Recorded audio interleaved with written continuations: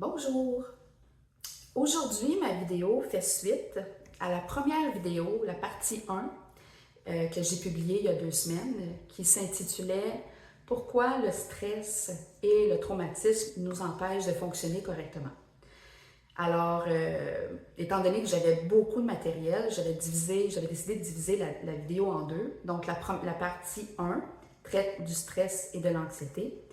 Et aujourd'hui, on va parler de traumatisme. Alors, la question est, pourquoi le traumatisme nous empêche de fonctionner correctement? Comme je vous ai déjà dit, il y a beaucoup de choses à dire sur le traumatisme. Je vais encore essayer d'y aller de façon en résumé, mais quand même, vous allez comprendre beaucoup de choses. Comme je vous avais déjà expliqué dans une dernière vidéo, dans une autre vidéo intitulée « D'où provient le mal-être », je vous avais expliqué le système de la peur. Donc, le système de la peur, on vit ça plusieurs fois par jour, en fait. C'est quand il y a une menace réelle ou vraie, ou imaginaire, en fait, qui nous arrive. Alors, ça, il y en a plusieurs fois par jour. Que ce soit un chien qui approche vers nous, notre patron qui nous dit en fin de semaine, tu vas faire de l'overtime, puis du temps supplémentaire, puis on n'avait pas prévu ça. Donc, il y a plusieurs événements qui nous font réagir. Alors, de la façon que ça fonctionne, c'est que les stimuli, je vais vous l'expliquer rapidement pour faire un petit tour d'horizon. Les stimuli arrivent de l'extérieur par les terminaisons nerveuses qu'on a un peu partout et s'en va au thalamus. Et le thalamus envoie l'information dans deux directions. Il l'envoie à l'amygdale et au cortex. L'amygdale, c'est la voie courte. Alors, l'information se rend rapidement et l'amygdale, selon ce que vous avez vécu dans votre vie, elle est très, très sensible au stress et à l'anxiété et au traumatisme encore pire. Et elle surveille les menaces partout et elle s'énerve facilement. Et il y a le cortex qui est situé à l'arrière du front, juste entre les deux yeux. Surtout, la partie frontale du cortex. Ça, c'est la partie qui calme Amy. C'est la voix lente, qui prend son temps, qui analyse les choses, qui pèse les pour et les contre. Alors ça, c'est la voix longue parce que ça prend plus de temps pour analyser les choses. Alors, si l'information se rend à l'amygdale en premier, l'amygdale sonne l'alarme et là s'enclenche une série de réactions dans notre corps, transpiration, battement de cœur. Et si l'information se rend au cortex en premier, alors là, le cortex apaise l'amygdale et là, il n'y a pas de déclenchement, il n'y a pas de panique. La panique ne se déclenche pas. Alors ça, c'est un petit peu en résumé le système de la peur. Ce qui arrive dans le cas d'un trauma, d'événements traumatiques, c'est que le cortex se déconnecte complètement. Et là, quand je parle d'événements traumatiques, là, je parle vraiment des événements comme une agression, un viol, un braquage, une catastrophe, un accident, ce genre de choses-là. Mais il peut aussi y avoir des petits événements qui se sont déroulés dans notre enfance. Pour ça, je vous conseille d'aller voir ma vidéo sur le stress, l'anxiété, le traumatisme. La première vidéo que j'ai faite pour vraiment comprendre toutes les différences entre tout ça. Mais là, je parle d'un événement vraiment traumatique. Quand il arrive un événement comme ça, pourquoi le cortex se déconnecte? Parce que si le cortex savait à quel point le danger est grave et grand, il en mourrait. Et l'on mourrait. Alors, pour ne pas mourir, le cortex se déconnecte complètement. Alors, l'information, le stimuli, se dirige directement vers l'amygdale qui disjoncte, qui panique. Et là, vraiment, ça fait des grosses réactions dans le corps. Et ça, je vous en reparlerai une autre fois, dans une autre vidéo. Ce qui arrive que, vu que le cortex est complètement déconnecté, alors on ne peut pas réfléchir.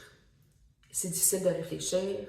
On ne peut pas planifier des stratégies pour s'enfuir.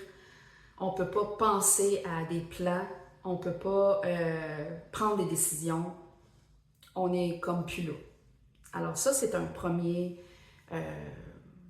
critère, en fait, je dirais, premier effet dévastateur sur le cerveau.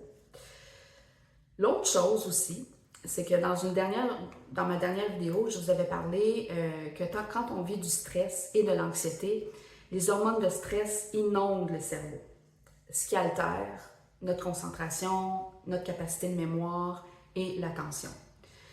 Mais là, dans le cas d'un traumatisme, c'est vraiment beaucoup plus sévère, dans le sens que c'est pas juste un petit trou de mémoire ou une difficulté à se concentrer. C'est vraiment, la mémoire, elle est fractionnée. Il n'y a pas d'histoire qui se tient. Parce que dans le cerveau, il y a une partie qui s'occupe de l'odorat, une partie qui s'occupe de la vision, une partie qui s'occupe de l'ouïe. Alors, ils ne se parlent plus, ils se déconnectent, donc tout est fractionné. Qui fait qu'il n'y a pas d'histoire du début à la fin.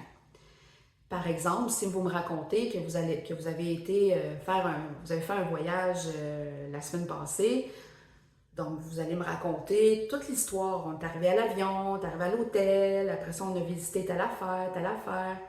Mais dans le cas d'un événement traumatique, il n'y a pas de début et de fin. Donc, tout est fractionné. On se rappelle d'une odeur, on se rappelle d'une voix, on se rappelle d'une image. Mais il n'y a pas vraiment de début et de fin. On ne peut pas vraiment faire toute la chronologie de l'histoire. Donc, ça altère beaucoup la mémoire.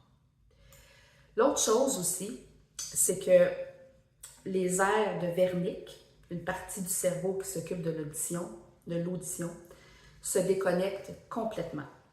Alors, on n'entend rien, ou on entend des bourdonnements.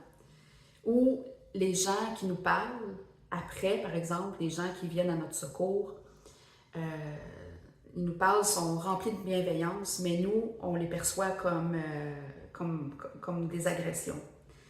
Parce que les aires de Wernicke, qui s'occupent de l'audition, sont déconnectées. Alors, on n'entend plus vraiment. Les gens nous parlent, puis on est dans des bourdonnements. Il y a aussi les aires de Broca. Ça, c'est les aires qui s'occupent de la parole, se déconnectent aussi. Qui fait que des fois, on ne peut pas crier, on ne peut pas demander de l'aide. Ou si les gens nous demandent de raconter l'histoire, on ne peut pas parler. On est vraiment bloqué. Alors, ça, c'est des choses qui arrivent quand on vit un événement traumatique. Et il y a aussi le corps qui se fige. Alors, quand on vit un événement traumatique, c'est pas juste le cerveau qui est affecté, c'est le corps aussi. Le corps fige. Alors, si par exemple, vous avez vécu un accident de voiture, les épaules, le cou, la mâchoire, les mains, les yeux, tout le corps se crispe. Et ça, cette crispation-là demeure dans le corps, peut demeurer dans le corps pendant des années. Et c'est pour ça qu'après, on a mal aux épaules, on a des migraines, il y a toutes sortes de choses qui s'ensuivent après ça. Et ça, je vous en reparlerai dans une autre vidéo. Alors, ce qu'il faut comprendre, c'est que quand on vit un événement traumatique, le cerveau, la mémoire, la concentration, l'apprentissage, la parole, l'ouïe, la capacité de prendre des décisions, la capacité de s'enfuir, la capacité de faire des plans, de stratégies, le corps, tout est vraiment altéré. Et ce qui fait que souvent, quand il arrive qu'on doit raconter notre histoire à la police ou devant les tribunaux, on perd notre crédibilité parce que les gens nous posent la question « Ouais, mais pourquoi vous n'avez pas crié, madame? » Ouais, c'est parce que je ne pouvais pas. « Oui, mais madame, pourquoi vous ne vous rappelez pas? Vous ne vous rappelez pas de, je ne sais pas moi, quelle heure il était quand quand vous avez vécu un braquage? Non, c'était-tu le soir ou le matin? » Donc, on perd notre crédibilité parce que tout ça est affecté et ça peut, et c'est là qu'on parle, ça c'est ce qui arrive quand on vit un événement traumatique, mais ça peut se poursuivre pendant des années et c'est là qu'on parle d'un traumatisme.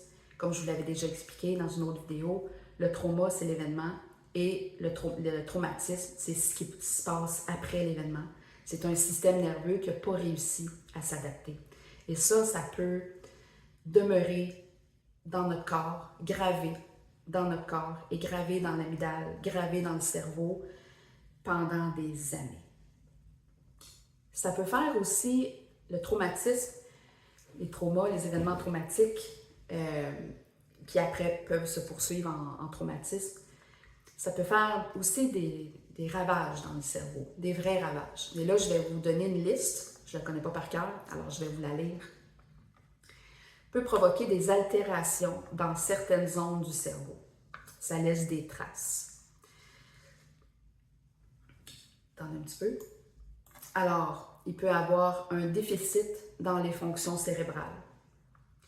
Ça peut contribuer à des problèmes de santé mentale. Ça peut empêcher la croissance de nouveaux neurones et de nouvelles connexions entre les neurones. Ça peut provoquer le rétrécissement ou la mort de cellules existantes. Ça peut détruire des groupes entiers de neurones et des petits fils qui rattachent les neurones, comme je vous avais déjà expliqué dans une autre vidéo. Ça peut détruire des zones complètes dans le cerveau. Ça peut engendrer des changements dans la structure et le fonctionnement du cerveau. Ça peut engendrer des changements dans la chimie du cerveau au niveau des neurotransmetteurs. Les neurotransmetteurs fonctionnent moins bien ou ils peuvent plus, il y a des portes, c'est bloqué, alors ils ne peuvent plus passer dans certaines places, ils ne peuvent plus passer, donc ça diminue leur efficacité. Et ça peut aussi changer la façon que les ondes du cerveau communiquent entre elles. Comme je vous ai déjà parlé tantôt, lors de la mémoire, tout se fractionne. Alors, c'est ça aussi que ça peut arriver. Les différentes zones du cerveau ne communiquent plus ensemble ou communiquent moins bien ensemble. Alors, c'est tout ça que ça fait les événements traumatiques sur le cerveau. Et après, ça demeure dans le corps. Et après ça, ça perdure pendant plusieurs années. Alors, le stress, l'anxiété, effectivement, ça affecte le cerveau. J'en ai déjà parlé, comme je vous dis, dans l'autre vidéo, la partie 1 de la vidéo. Mais le traumatisme, c'est vraiment encore plus dévastateur. Et encore là, comme je vous ai expliqué dans une autre vidéo, ce n'est pas nécessairement tout le monde qui, après un événement traumatique, vive un événement traumatique, vive un traumatisme. Et ça, je vous l'ai expliqué dans une autre vidéo. Ce n'est pas nécessairement tout le monde, mais ça peut. Comme je dis tout le temps, c'est pas nécessairement ça, c'est pas toujours ça qui arrive, mais ça peut. Et voilà, c'est pour ça que le traumatisme nous empêche de fonctionner normalement avec toute la liste que je viens de vous partager. Ben, je pense que c'est facile à comprendre pourquoi. Alors, j'espère que ma vidéo vous a permis d'en apprendre un peu plus sur votre système nerveux. Alors, si vous avez aimé ma vidéo, n'hésitez pas à la partager. Et moi, je vous retrouve très bientôt pour une prochaine capsule. Merci. Ciao.